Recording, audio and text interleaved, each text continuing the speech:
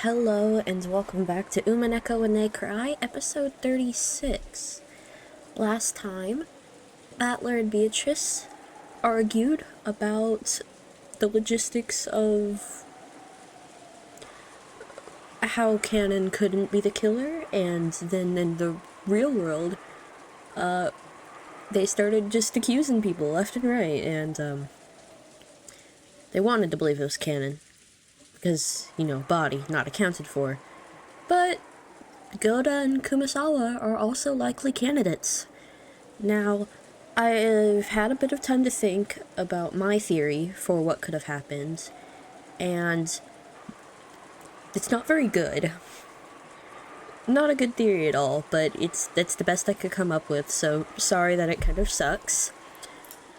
But the first part is Cannon's body, how we'd get rid of that one. Well, going with the fact that Cannon could not be the killer because he is in fact dead.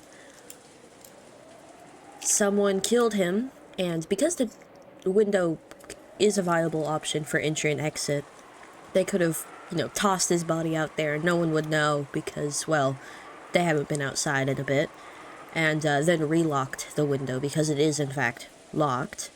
So that's part one. That explains Cannon. That's my explanation. And my second one is it's a bit comical, I think. But first, we're kind of Nancy Drewing it, and now I'm not a fan of Nancy Drew, as in I've never read or played any of the games or books, but I do know, the kind of mystery game novel practice of if there's a key stuck in a keyhole on the other side of the room, if you push it out but have like a newspaper or like a cloth or something under the door, the key can fall on it and then you could pull the key out.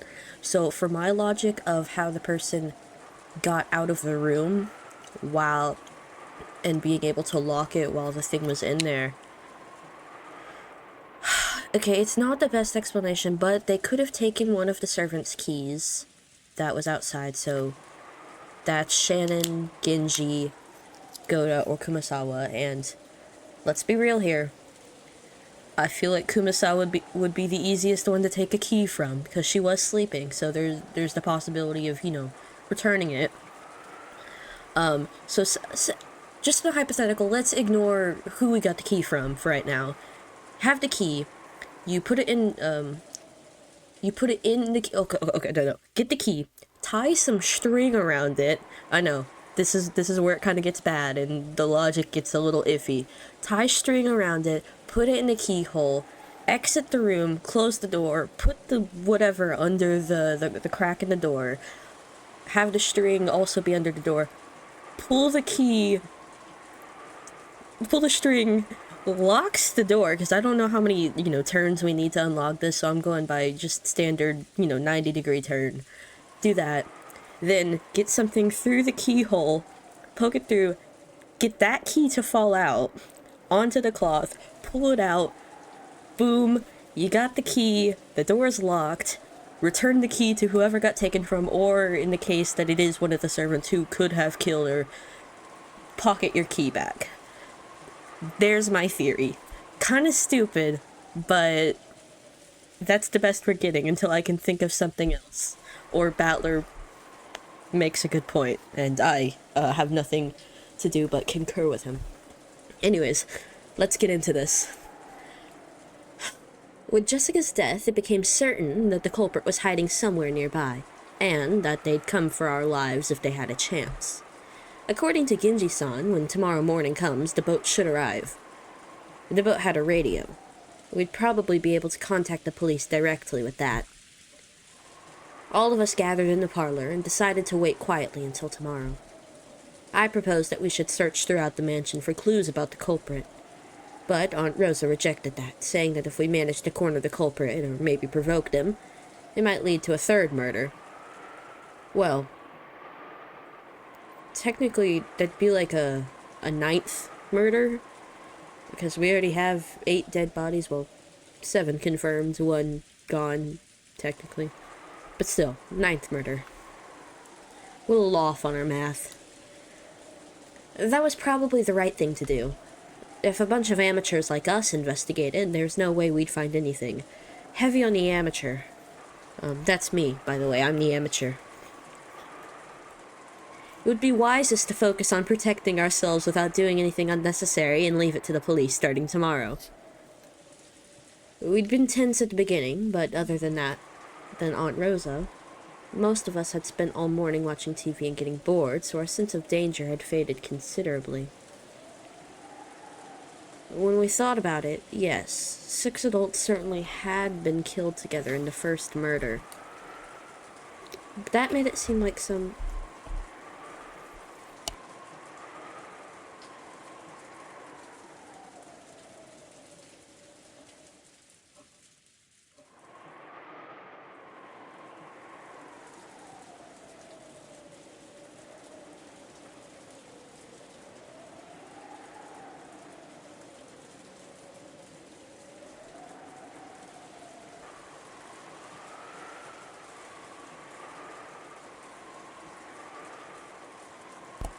But that made it seem like some backhanded method like poison had been used.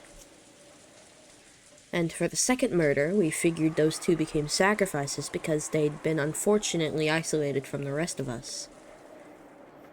From this, it was possible to imagine that the culprit wasn't a large number of adults, and that they wouldn't be capable of killing this large group gathered in the parlor all at once. Right now, in this parlor, there's Georgianiki and me. Maria, Aunt Rosa, Genji-san, Goda-san, Shannon-san, Kumasawa-san, and then Dr. Nanjo, for a total of 9 people. Furthermore, Aunt Rosa was even armed with a gun. Surely, with this many people staying in this room, they wouldn't be able to touch us easily. That feeling of security, along with the passage of time, allowed us to recover from the shock of that morning bit by bit. By the way, lunchtime had just ended for us. However, it had been a canned food lunch, a far cry from the dinner last night that Goda-san had skillfully made for us. Aunt Rosa also suspected that poison may have been used in the first murder. So, we probably couldn't deny the possibility that the culprit had snuck into the kitchen during all that confusion in the morning, and mixed poison in with the ingredients there. Aunt Rosa gave orders to all of us saying that, until the police came, we mustn't put anything in our mouths except safe things like canned food. As a cook, Goda-san must have felt very let down. Apparently eager to display his skill anyway, he said that he at least wanted to grab some plates and arrange the canned food on them. Oh my god. Buddy. At first, Aunt Rosa had been reluctant, examining each one of the plates that were brought, but she hadn't been able to find anything to complain about. And Goda's chef's picked canned food lunch combo was born. Goda-san said something about taste being savored not just with the tongue, but with the eyes as well. Oh my god. I see. It's the same canned food we ate for breakfast, but it feels like something completely different. Battler, don't feed into this. Battler, please. Battler, look. This is the wolves and sheep puzzle. Oh, okay. As I was sitting lazily on the sofa with no desire to watch TV, Maria came over, pulled a picture book out of her handbag, and held it out to me. What's that book? Wolves and sheep puzzle? Let's see. Wolves and sheep puzzle. It was a phrase that Aunt Rosa had said this morning when we'd gone to call on Jessica. At the time, I hadn't known what it meant, and right after that was that uproar when Jessica's corpse was found, so I'd forgotten about it completely. The book that Maria held out to me looked like a foreign picture book, or something that had been translated. When I opened it, I realized that it was a book stuffed with riddles.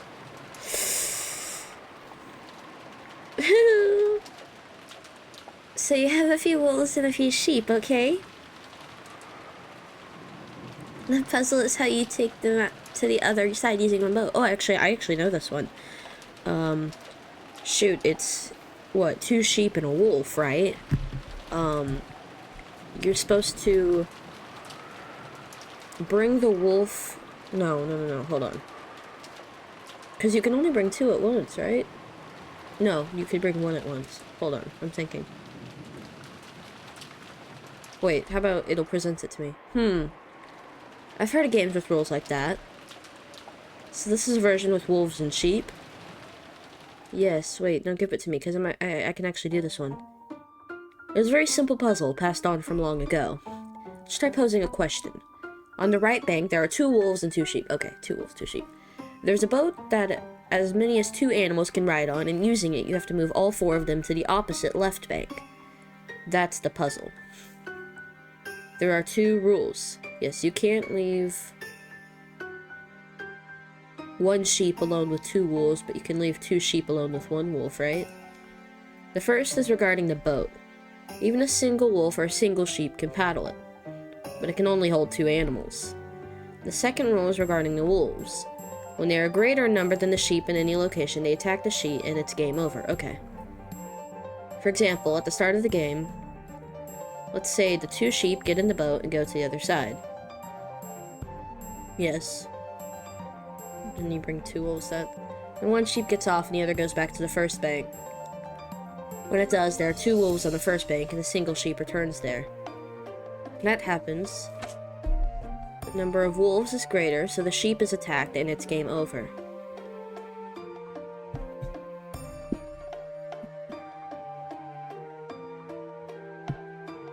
Yeah. On either bank, or even the boat, there must never be more wolves than sheep. Okay. Hold on, I got this. Guys, okay, hold on. So, bring the first wolf over. No. Okay, 2 wolves. Put both wolves inside the boat. Bring it over. Let 1 wolf out. The other wolf goes onto the thing. Then... Okay, yeah, okay. Hold on. So, 2 wolves. Bring 1 to the left bank, let 1 off. Bring the other wolf back. Get 1 sheep on. Let the other wolf off at the left side of the bank. Get the other sheep back on the right. Then you have 2 sheep in the boat. Then you let both of them off on the other side. Boom. Solved it. Done. There. And you've got to shuttle them all across under these conditions. By the way, the right answer is to move both wolves to the opposite bank in the first turn. Then 1 wolf comes back. On the second turn, you may move 2 sheep to the opposite bank. Then 1 wolf comes back. Then on the third turn, you put that last wolf that was on the right bank on the boat and cross to the opposite bank. And congratulations, transport successful. Well, okay, my solution worked too. So, you know. Or can you not have 2 sheep, a wolf and a sheep on the boat at the same time? But then that wouldn't be outnumbering it.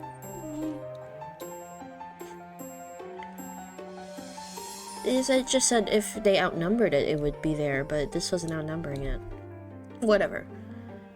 Partway, there may be the same number of wolves and sheep in the boat or on either side, but that isn't the problem. That's what I said!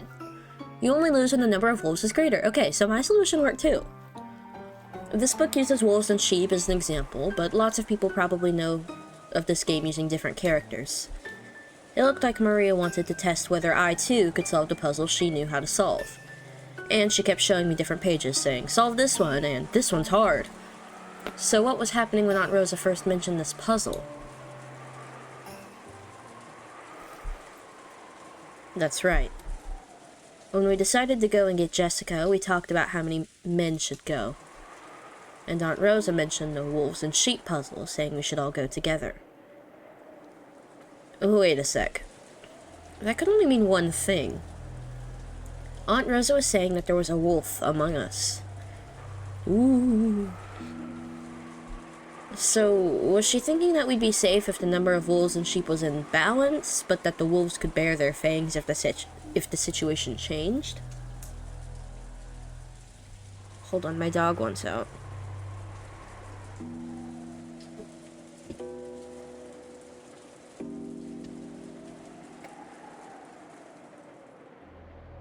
At the time, we found our parents' corpses.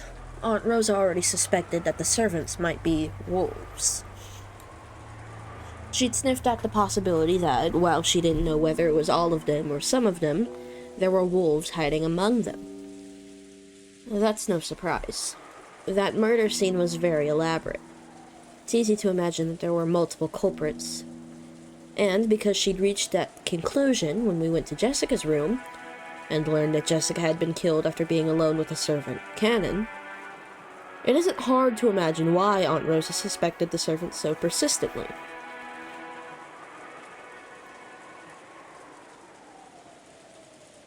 You servants, Goda-san is going to the kitchen to clean the dishes. Just in case, would you please all go with him? My apologies, everyone. Let us go as a group.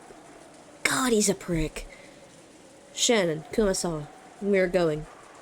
Yes, coming. Ho ho ho. Well then, George-san, excuse me for now. Yes, take care.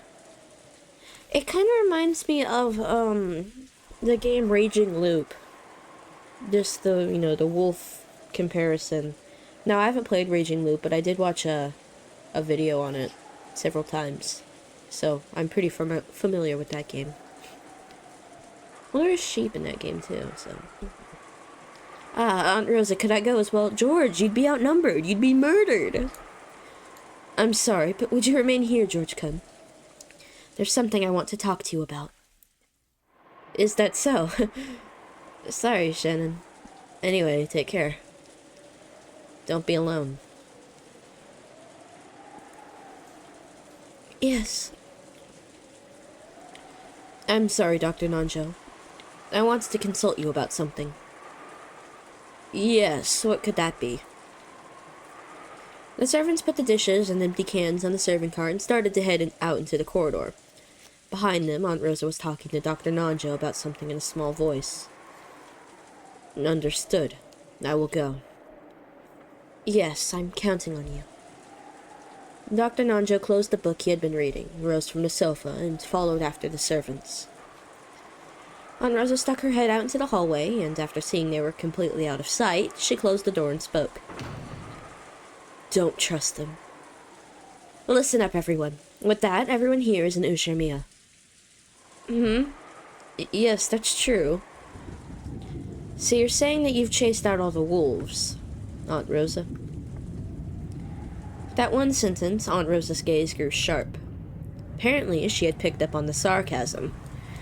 She laughed lightly. Your mind sure works fast, Battler-kun. I like clever kids.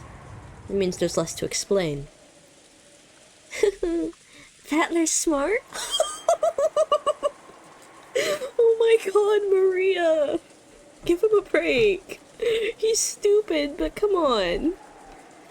Can he solve this? Page 64 is hard. Maria, go watch TV for a bit. Mama wants to talk with Battler-kun and George-kun. Aunt Rosa, I heard about the puzzle from Battler-kun. I don't think it's wrong to be on our guards, but I also think there's such thing as being too suspicious. Whether the real culprit is Beatrice or not, there is reason for us to suspect that the servants are in on it.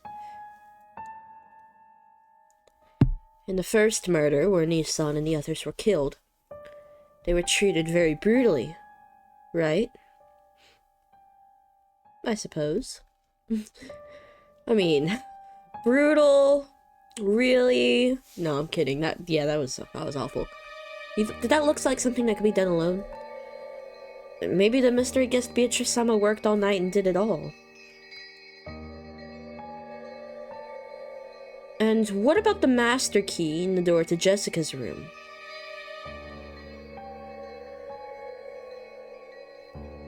Isn't that proof that one of the servants was involved?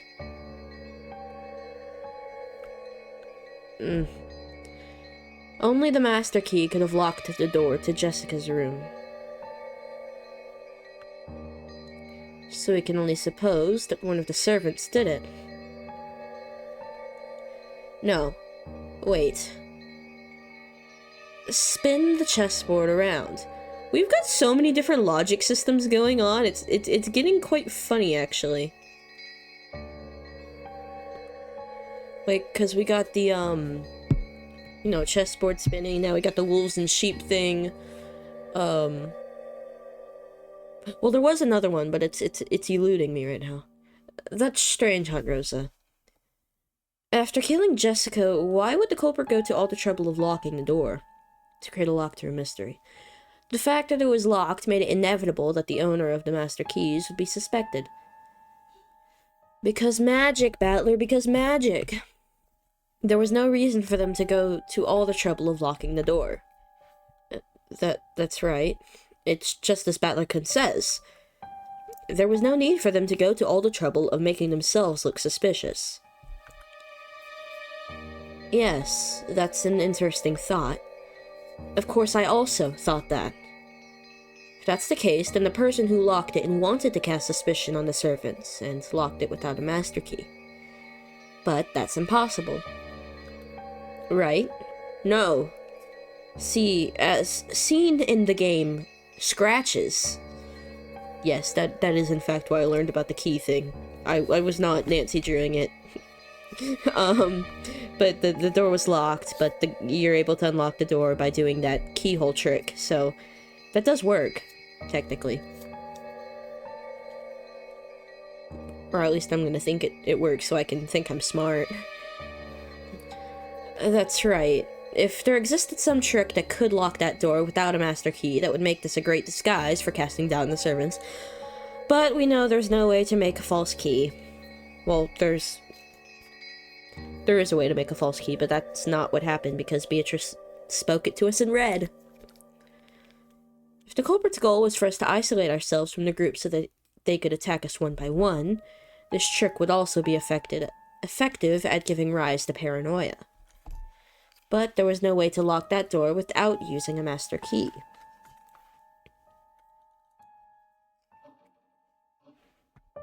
How can you be sure there's no way to lock that door without a master key? Isn't that a devil's proof? Yeah, devil's proof, that one. So we got 3 different things going on right now. Isn't that a devil's proof like Rudolph Nissan was talking about earlier? Maybe it was locked by some method we can't think of. No, unfortunately not. Guys, why aren't you up to date with this knowledge? Even if we can't think of a way, we can't deny the possibility of some unknown trick being used. That's true too, I guess. So is that it? No smoke without fire again. I don't know the practical details of the trick, but I have a general idea. My apologies, but if we make the assumption that Kanekun was the culprit, it can be explained extremely easily. Even as to why there was no corpse. Huh? But Kanekun didn't have a master key, right? No, he didn't.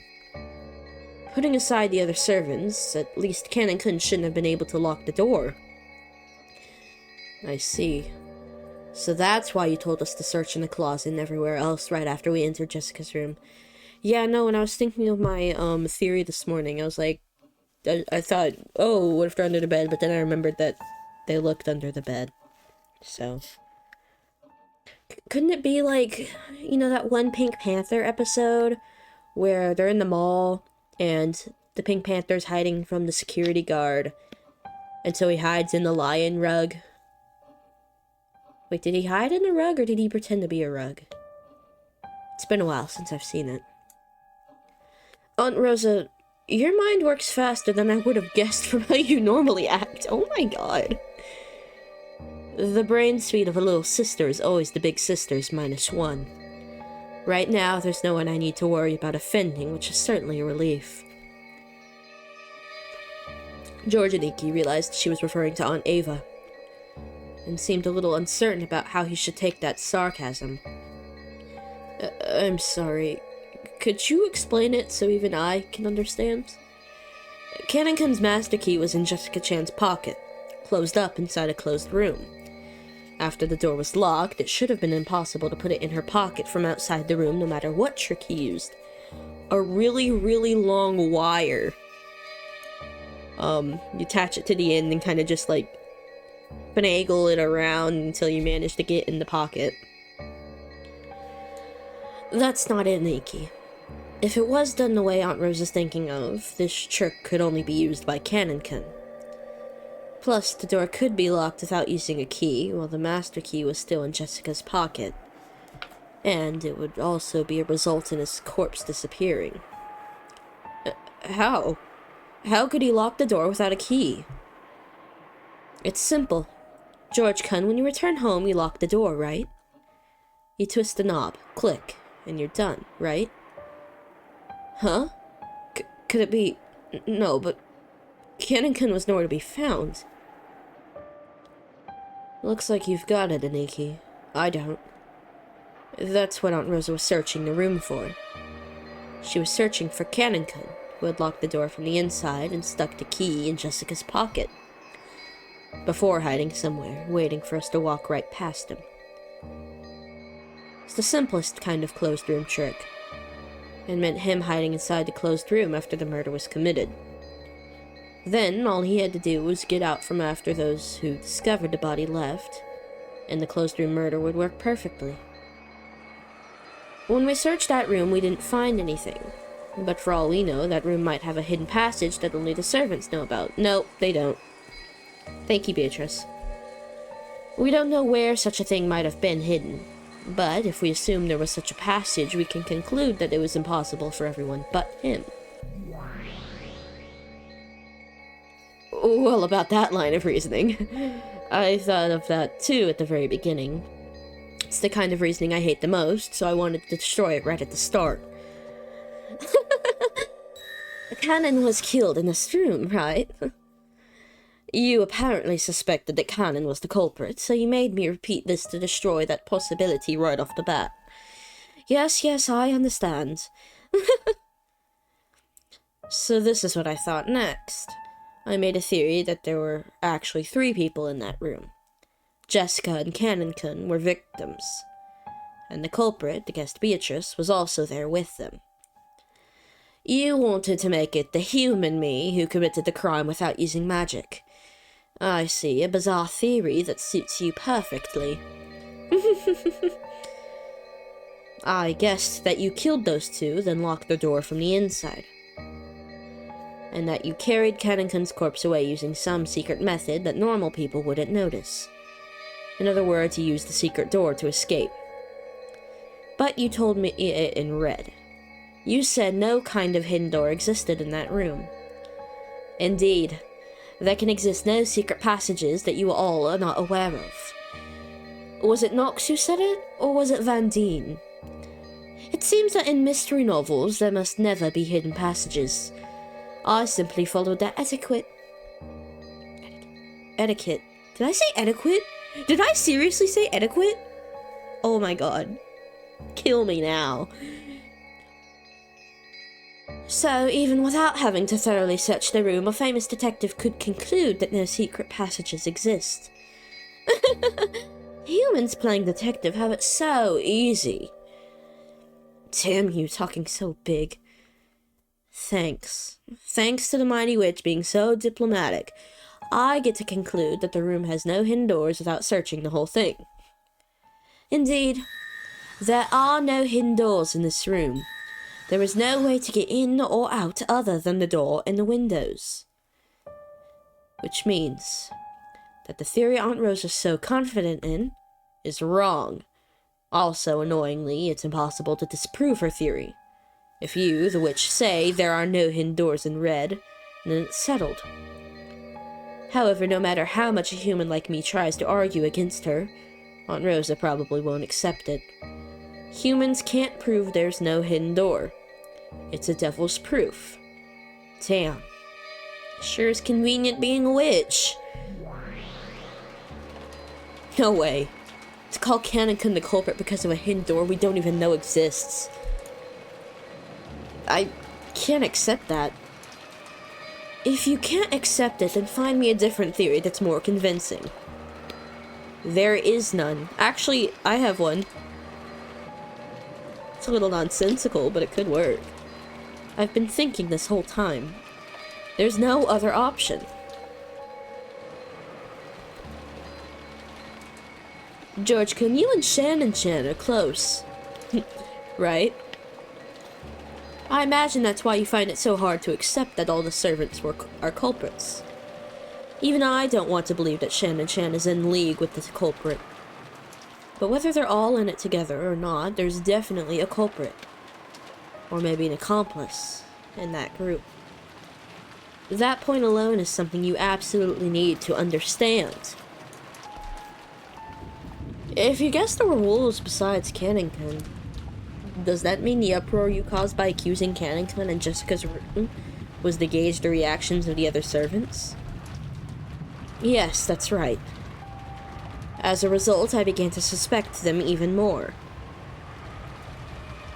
There certainly is a wolf among the servants. Certainly.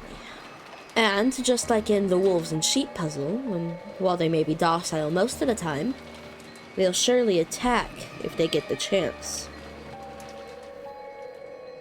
Jessica-chan was a lone sheep on that boat. In Maria's version of the puzzle, they may not attack when there's an equal number of wolves and sheep. But our puzzle is different. Depending on the situation and the number of people, they'll attack you if there is a balance.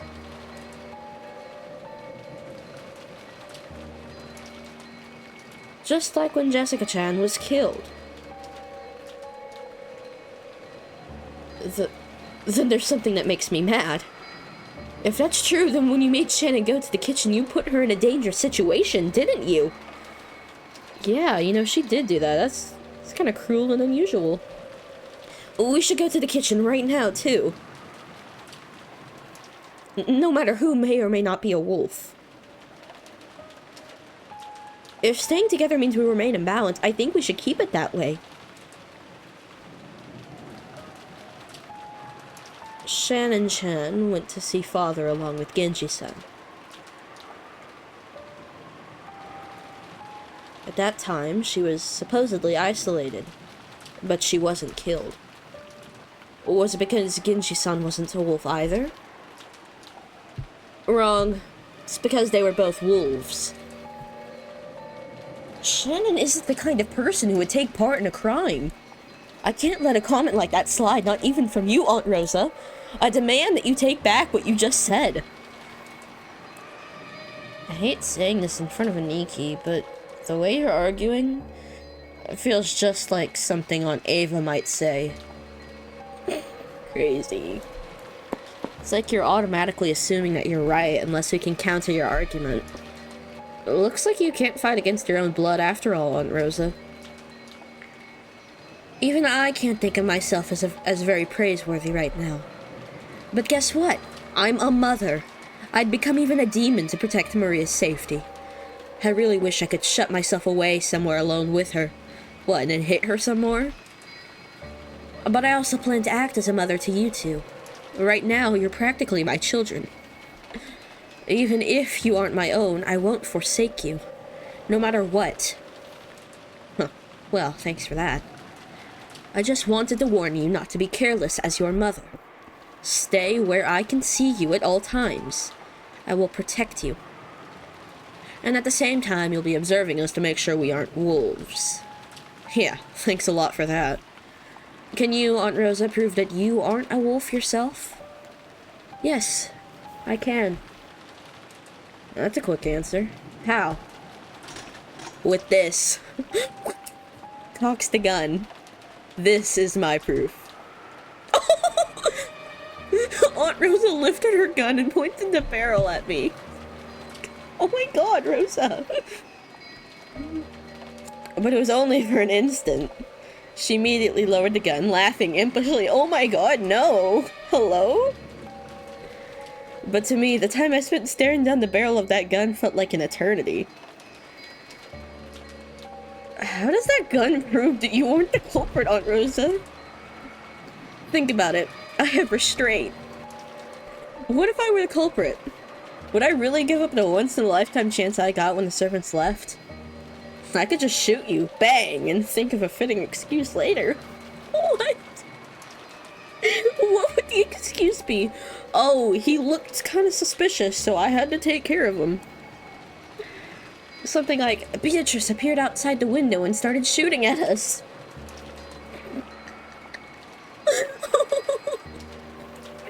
Rosa, what the hell? I just need to leave 2 empty cartridges on the ground and say I fired back at her twice. Well, that's a crazy violent way to argue it, but it does make sense. Sure. You know what, sure. There's something Krasny's son used to say all the time long ago. Might is right. Maybe that really is true. I'm sorry, you two. I've somewhat lost my composure after all the crime scene this morning. You know, you know how I normally am, so I must seem desperate and a bit short-tempered right now. But please understand, I want to protect you from a malicious culprit. I'll become a demon to do that. That's all there is to it. See, the thing is, Rosa actually is one of Beatrice's demons, and she be demon about. I'm sorry for saying something that's angered you. Butler-kun, George-kun, let's make up. An unsatisfied expression rose to George Iniki's face. He probably couldn't forgive the damage done to Shannon's honor. What about me? Several bits of circumstantial evidence hinted at the servants' participation. I didn't want to believe that one of them was the culprit, or possibly colluding with the culprit. But in our current situation, that was little more than wishful thinking. Whom should I believe? In the first place, who is the culprit? Are there accomplices? And if so, how many? Seems I've only been suspecting the people we know. I quickly forgot that 19th person. The guest, Beatrice, who arrived yesterday, and boldly claimed to be the Golden Witch. In fact, I still haven't seen her face. And I heard she greatly resembled the witch in that portrait. But, since everyone... Whoa, I lost my place. But since I haven't seen her directly, no matter how hard I try, it doesn't really feel to me like a 19th person on this island. So I've been subconsciously hallucinating. I didn't even finish that the culprit's one of the 18. Oh, well, it'd help if I... Oh, damn it! Come out, Beatrice. If you're the bad guy, then act like the bad guy and show yourself, laughing in a high-pitched voice and mocking us. Just like a bad guy in one of those dramas who, even when they're exposed as the culprit, aggressively says, "Where's your proof?"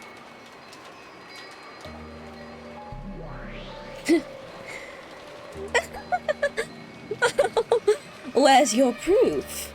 Shut up, no more talking. Where we go now?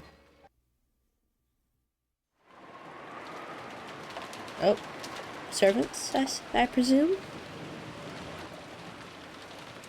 There were 5 humans in the kitchen, but it was very quiet, filled only with the sound of the rain. It was only accented by the sound of Shannon and Kumasawa washing the dishes.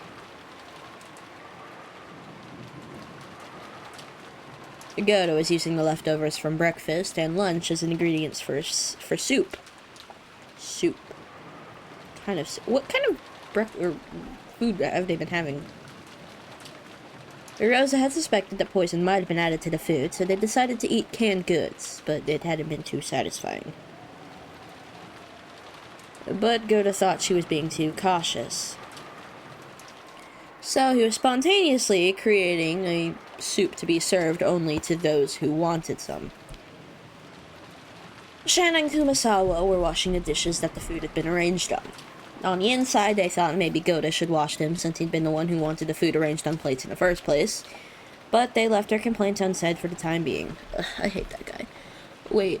Sorry, I wanna... Oh. I wanted to look. So, third Twilight. Oh, yeah, third Twilight. Okay, so they shall praise her noble name. And then we have the 4th one. Has there been any praise going on? Have we praised her yet? Because there hasn't been a lot of praise, considering battlers completely forgot about the idea of Beatrice being culprit, so... maybe the servants will praise her, and activate the fourth twilight for us. Genji and Anja were facing each other across a crude chess set that had many years of experience. The game had still only just begun. And because the opening game of these experienced players had been honed to perfection, it looked like a ceremony where they just moved specified pieces in a specified order. That's a nice aroma. You wouldn't get this from canned food. It was made only from sealed ingredients, so there won't be any poison mixed in. Prick. I am making enough for everybody, so please, eat. And this is actually how he poisoned everyone. Of course, I will also taste for poison. Oh. Well, actually, he's just built up a tolerance for poison. That way, it looks like it's not poison, but it actually is. He's just immune to it. So, please feel secure and eat. That really is a nice aroma. Goro-san, the food you cook is really delicious. Being able to create delicious food when you buy delicious ingredients is hardly special. My master taught me that a true cook needs to perfect their ability to make delicious food from whatever is on hand. That was a good master. Thanks to him, it looks like we'll get to enjoy some truly delicious soup. Although it is a shame that it was made from ingredients intended for all the family members to eat. I'm sure Rosa-san is tired after everything that happened this morning. It is only natural. But thanks to that, we get to drink some soup made from delicious ingredients. Ho ho ho. Rosa had fervently warned everyone that they didn't understand the danger they were in, and that they must assume that poison was mixed in with the food. The mood at the time had led them to agree. But hunger wasn't something that could be swayed by a momentary emotion like that. Yeah, no, I'm pretty hungry. I'm gonna eat my lunch after this. Ironically, we've ended up with a soup that we normally wouldn't be able to savor. If possible, I would like to serve it to everyone in the parlor, but... seeing that it would violate Rosa-sama's instructions, you had best give up on that idea. It's enough that only those who want to eat it do so. Ho ho ho. Skillfully taking a breather when no one's looking is also an important skill for a servant, isn't it? When Kumasawa cackled, Shannon and Goto laughed too. It seemed that, in this space where only their fellow servants were gathered, they could relax quite a bit. See, they're having too much fun. That means they need to get smited. They're just about to, spontaneously explode because they're having too much fun. Shannon didn't like Gota's occasional dishonesty, but she knew that there was no falsehood in this childish smile when he cooked. No, there's a lie somewhere in there. Shannon, don't fall into his trap, please. Nor in his desire for people to enjoy his food. So, even though it was a little aggravating to be made to wash the dishes, she couldn't really hate him. No, Shannon, baby, you have to hate him. However, they couldn't have dreamed that Rosa was calling them wolves in the parlor at exactly the same moment they were spending their time peacefully like this. Oh, see, that's the issue. They were being peaceful. At that time, several of the servants heard a sound like something being dragged, and then a thump. It seemed like the sound made by a servant outside the back door when they were carrying a mountain of trash bags on a rainy day. Or maybe when a servant was returning from work wearing a raincoat. So at first that sound didn't seem like anything out of the ordinary to any of them.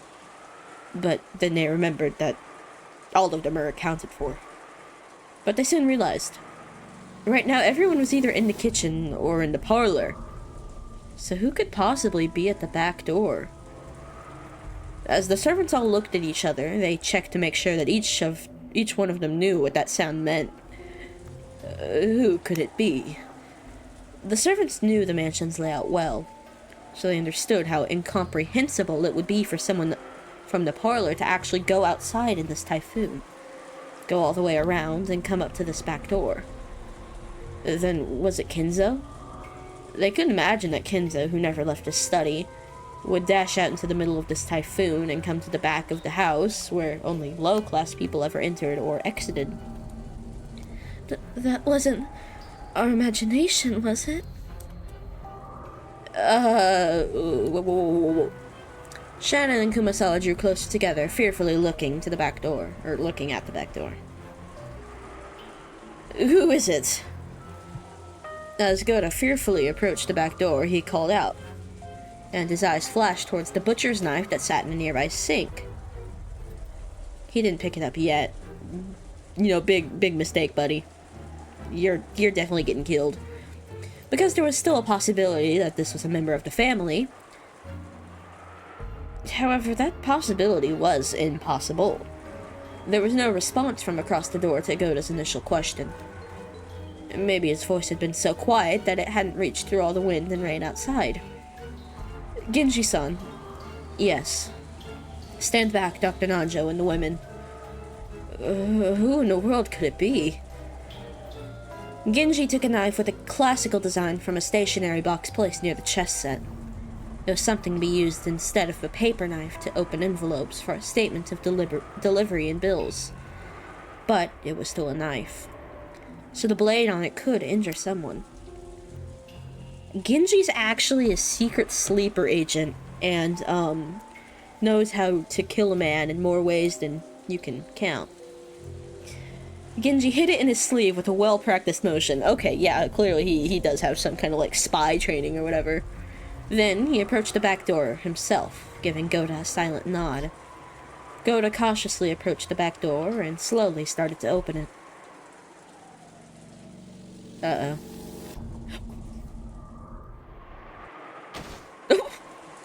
What? The shadow of a person suddenly shuffled into sight, landed on its knees, and fell over. Goda fell backward onto his backside and couldn't get up. That human shadow was soaked with rain, smeared with mud, and drenched with blood. Cannon-kun? Cannon-kun? Cannon, are you alright? Dr. Nanjo. Oh my, it was Cannon. His breath was feeble, and the puddles of mud. She fucking hates me. He left, were quickly drenched bright red. When Nanjo held him and turned him face up, there was a deep, gruesome wound right in the center of his chest, as though he'd been stabbed there by a spear or something. No, Cannon's dead. Even now, deep red blood poured out from there. This is horrible. What shall we do? Get a first aid kit. A first aid kit. Cannon-kun, place your hand against the wound. Please, push firmly. Let's carry him to the bed in the servant room. Everyone, please lend a hand. Come now, Cannon-san. Please, hang in there a little longer. Hang in there. It'll be okay. So don't take your hand from the wound.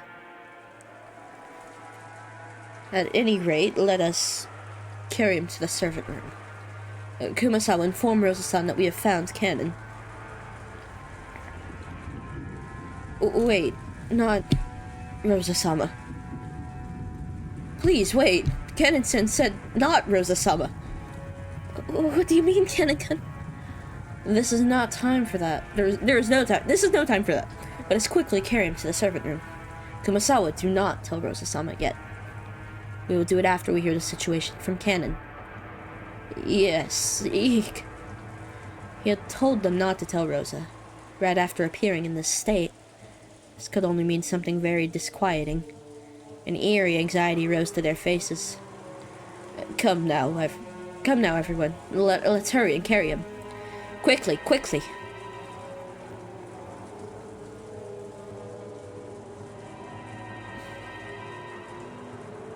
Cannon's wound was unbelievably deep, and judging from Nanjo's pale face, it was a miracle that he was still conscious. So he died in the same exact way that he died last time, getting stabbed in the chest. This is horrible. He appears to have been stabbed by something like a spear, or a stake. If it hasn't reached the lungs, I might be able to do something. At any rate, we must stop the bleeding. Ah! No matter how much Nanjo tried to wipe off that gushing deep red blood, he couldn't do it.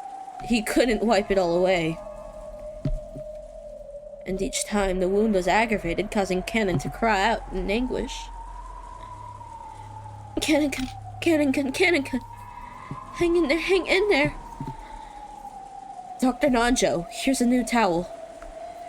How horrible. What is his condition? In all honesty, this is so severe that I cannot believe he is alive. Maybe the location of the wound was fortunate, but the blood loss is too horrible. A blood transfusion is necessary, but that will be impossible until tomorrow. Cough, cough. Rosa-sama. Don't talk to Kennekin. Your wounds will open. Rosa-sama came to my lady and me and... What did you say? Rosa-sama did... Oh, could that mean... Are you certain? Yes. I'm certain it was Rosa-sama. This isn't the real canon. This is a weird canon that Beatrice has employed to cause... To sow a seed of doubt into the servants' minds. Come now, don't speak anymore. Kumasawa-san, please grab another first aid kit. I don't like this music. This music means something bad's about to happen. Genji-san. Is it possible Rosa-sama did such a thing? I do not know. Disregarding Nanjo and Kumasawa, who were struggling hard and stained with blood as they tried to stop the bleeding, Genji and Goda faced each other. Because if what Canon had said was the truth, Rosa was the culprit who killed Jessica. Curse you, Rosa. How could you do that to milady? I'll kill you. I will kill you! Canon screamed even more hatefully. His hate-filled voice made it seem like he was seeing Jessica being harmed right before his eyes. Certainly, Rosa-sama may have had a reason to kill milady. Everyone in the Ushimiya family were destroyed, the inheritance would all go to Rosa-sama. So Battler-sama and George-sama are in danger. Not only is Rosa-sama holding a gun, but right now they are the only ones in the lounge. And Maria. Genji-san, isn't the situation quite perilous?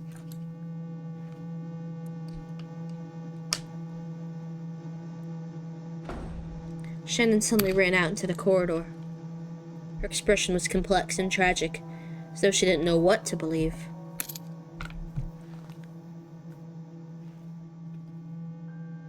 Shannon ran. Oh, she didn't dash, guys. Guys, big moment for us dashing fans. She didn't dash.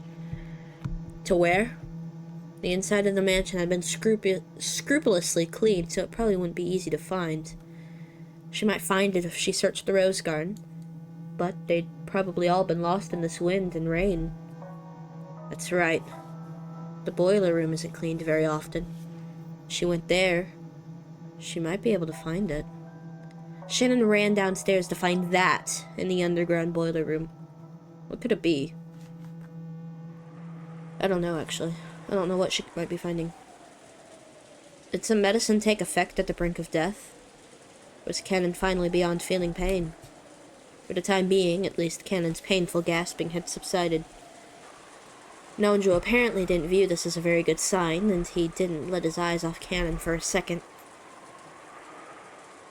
Kumasawa firmly gripped Cannon's hand and kept encouraging him so that the willpower keeping him alive didn't fade away.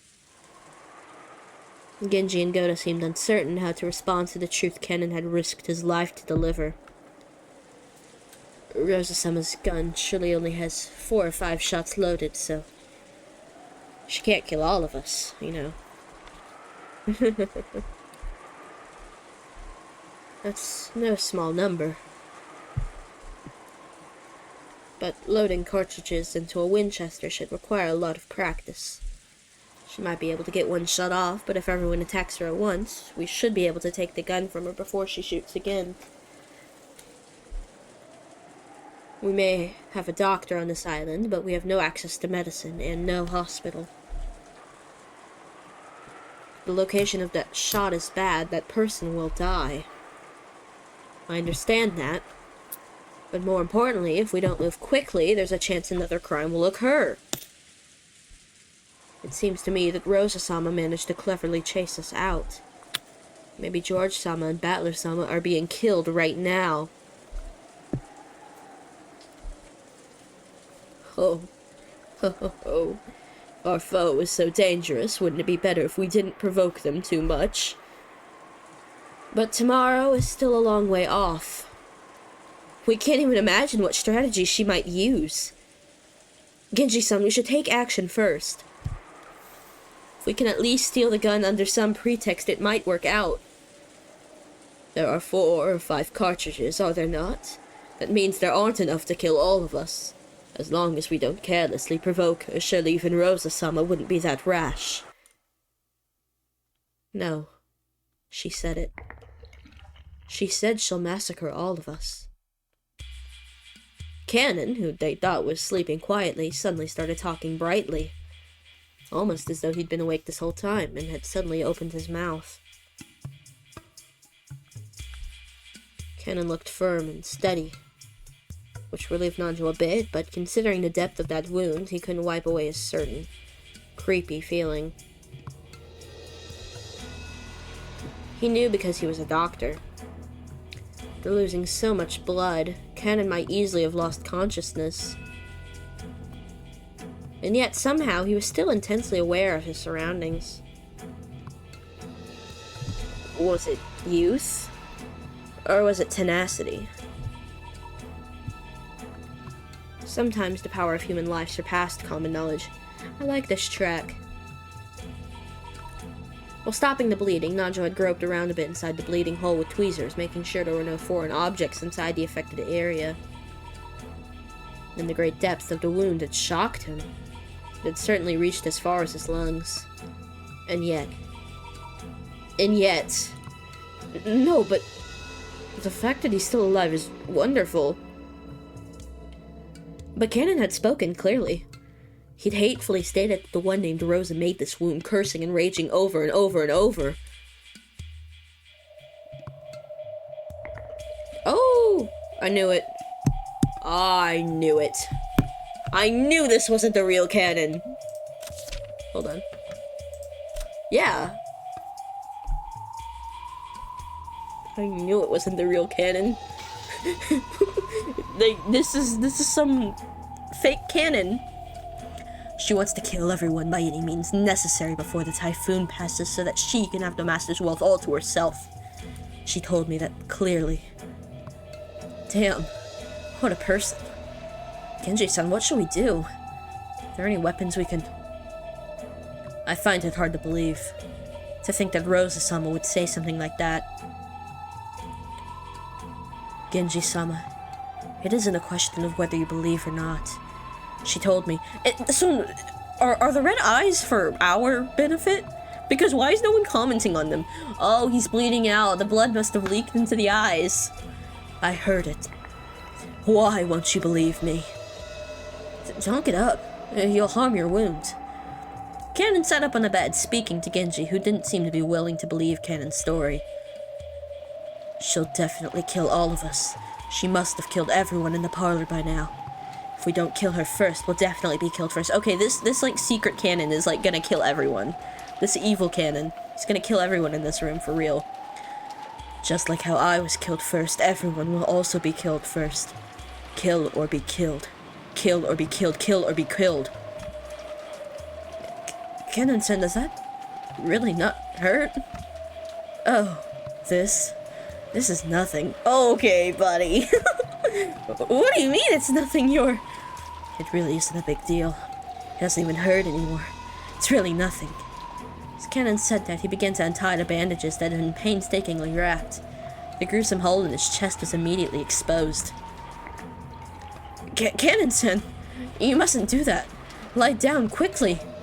I said it's fine. Hey, see? This is nothing, right? Cannon showed off his gaping wound, which was still slowly spitting out foamy blood. Everyone averted their eyes reflexively. Look, I told you it wasn't a serious wound at all. Stop, you mustn't play with the wound. Come on, see? It isn't a deep wound at all. Look. Cannon held up 2 fingers, showed them to everyone, and slowly started to stick them into the gruesome wound right in the center of his chest. Ew. Plunging, slimy, squishy, wet. The fingers went in deep, all the way to their bases. Squish, gloop, bloop, dew. Yeah. Cannon-san, stop it. Those fingers were sticking all the way into his chest, up to their bases. Ugh. And he slowly pulled them out in exactly the same way. The fingers he pulled out were stained a sticky solid deep red color, and there was even a thread hanging. Ew. The fingers were covered up to their bases in deep red. Ew. What in the world? Yeah, Cannon, can you knock it off, little bro? See? It is not a serious wound at all. See? Yep, I knew it. It's it's Beatrice. Come on. It's so her. At that moment, the door was slammed open and Shannon appeared. Even after she saw Cannon stained with fresh blood, her impregnable expression didn't falter. Hey, Lisa. Where'd you go? I'm on the verge of death here, so where'd you go? That's right. I went to the boiler room. There was something I had to find. More importantly, there's something I need to ask you. Are you really Cannon? Huh? What? It was only natural. Everyone believed he was Cannon, so they couldn't understand the meaning of Shannon's question. When they looked, they noticed Shannon was holding a handkerchief in her hand. Oh, is it the brooch? It was filthy and looked like it had been used to wipe up some trash or dust. And while holding that, she approached Cannon, drawing closer to his feet. What is that? It's a handkerchief with a spider's web wiped onto it. Oh, ew. Why would you bring something like that? You're Cannon, you should be fine. But if spiders are your natural enemy, I thought you might not like it. What? Are you kidding? Oh, I hear the Beatrice sound. Why would I hate spiders? Sorry, I'll try it. Shannon-san. Oh, ooh. When Shannon brought that handkerchief close to Shannon's thigh, something happened in an instant. It happened all at once. The human eye couldn't have followed it. Cannon jumped like a wild goat, fleeing from the thing Shannon was holding. Then, from his arm, some kind of afterglow flashed purple and drew a curve through space. That arc, which drew 3 beautiful purple curves, traced across the throats of Nanjo Kumasawa, who had been tending to him. Oh my god!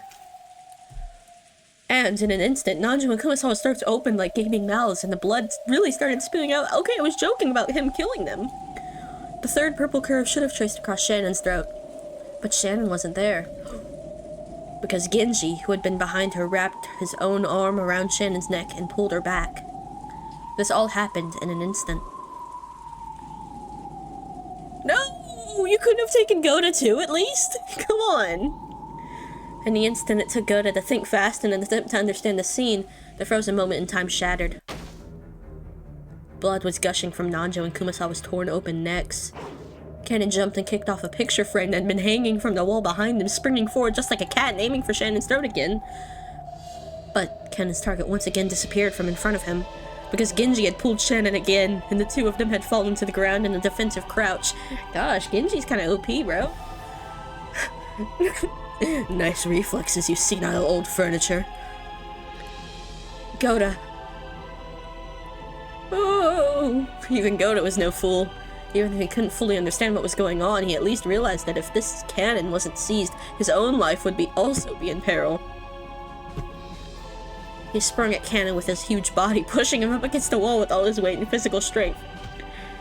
Okay, yeah, he's dead. Goda's gone. Oh, wow!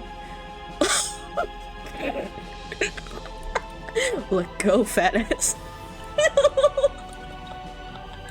That's crazy. Another purple curve was drawn from the tips of the fingers on Cannon's right hand. When he raised that hand like a sword aiming for Gota's back, there was a loud thunk. Because Cannon's raised hand hadn't been pinned to the wall, he couldn't tear his palm away from the wall. Sticking out from it was the knife Genji had thrown. Oh, crazy. Under normal circumstances, it would have been surprising to see someone as old as Genji handle a knife so skillfully. But in this abnormal space, no one paid it much mind. Genji-sama, take this. Indeed. Genji took the handkerchief with the spiderweb stuck to it from Shannon. He approached Cannon, who was pinned to the wall by Gota's massive body and the knife.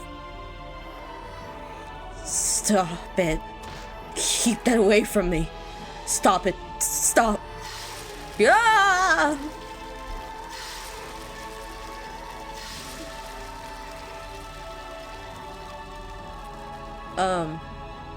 It's kind of a nasty sound. When Genji pushed the handkerchief up against Cannon's face, there was a sound just like setting meat on a red-hot iron plate. Of course, the smell was the same too. As he was horribly burned, festering in filthy red and black, and crying out in his death throes, Cannon's body burst open and scattered.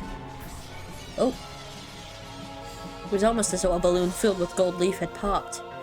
The entire servant room was completely buried under a storm of gold leaf. No, a cloud of gold butterflies. Oh. Those butterflies began to softly fade, as though into water. Or rather, into the empty air itself. And afterwards, all that was left was the 3 survivors sitting on their butts, stained with blood. However, not everyone was merely stained with blood. Some of them were lying on the ground, spurting out blood themselves. Wait, do we... Nope, they're still with us. Kumasawa! Dr. Nanjo! Slits so sharp they looked like they'd cut your finger if you touched them open wide, and large amounts of blood kept pouring out.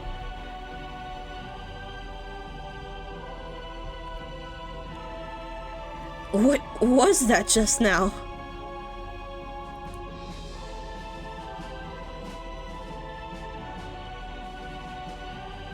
Gota, have you been injured? I'm fine, but what did we just see? What happened? I know I pushed that thing against the wall with my own hands, but even I cannot understand what happened.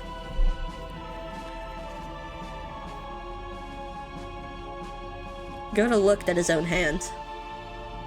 The bright red blood left from his scuffle with Cannon definitely remained.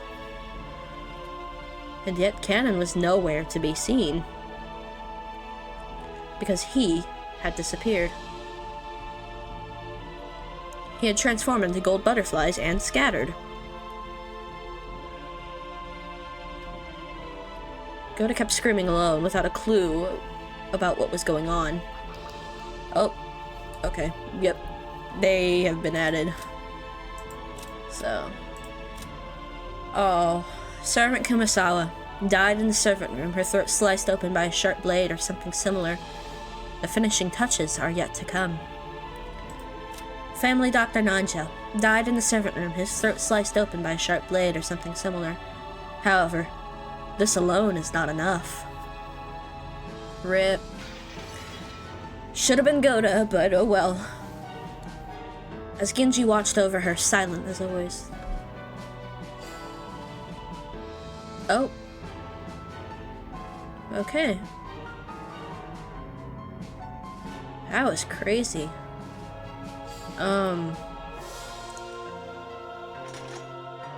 How's that getting justified to Battler, Maria, Rosa, and George?